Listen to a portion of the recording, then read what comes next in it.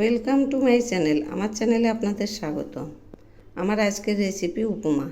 এই রেসিপি নিয়েই আপনাদের সামনে আসছি। এই রেসিপি বানানোর জন্য প্রথমে আমি 1 চামচ ঘি দিলাম, আর দিচ্ছি ছোট 1 বাটি সুজি। এবার আমি এগুলি একটু ভেজে নেব। এগুলি আমি একদম হালকা করে ভেজে নেব। ভাজা হয়ে গেছে, এবার নামাবো। এই যে সুজিগুলো নামিয়েছি। এবার আমি ওই কড়াইয়ে 2 চামচ রিফাইন তেল দিলাম। এখন আমি দিচ্ছি বিনস, গাজর আর আলুর টুকরো, আর দিচ্ছি একটা কাঁচা লঙ্কা। এগুলি একটু ভেজে নেব, আর একটু ভাজা হবে। এগুলি ভাজা প্রায় হয়ে এসছে। এবার আমি দিচ্ছি রেড বেল পেপার আর কয়েকটা মটরশুঁটি। এখন এগুলিও একটু নেড়ে দিচ্ছি। রেড বেল পেপার না দিলেও চলে। এবার আমি দিচ্ছি স্বাদ মতো লবণ, আবার একটু নেড়ে দিচ্ছি।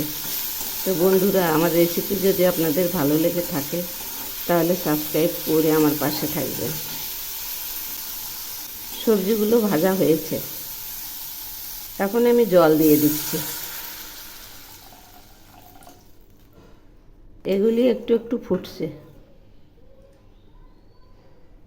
এখন আমি দিচ্ছি ঘি দিয়ে ভেজে রাখা সুজিগুলো, আবার একটু নেড়ে দিচ্ছি।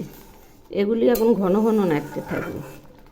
তো বন্ধুরা, আমার রেসিপি যদি আপনাদের ভালো লেগে থাকে তাহলে সাবস্ক্রাইব করে আমার পাশে থাকবেন, আর কমেন্ট করে জানাবেন কেমন লাগলো।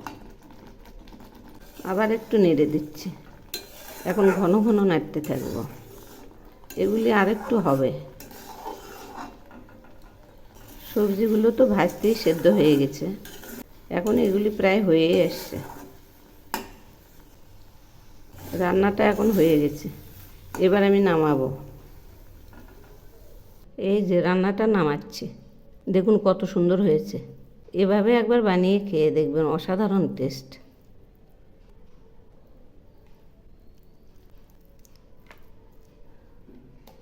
এই পদ্ধতিতে উপমা বানালে আপনি ভুলতেই পারবেন না, এত সুন্দর টেস্ট। এখন এগুলি আমি ছড়িয়ে দিচ্ছি।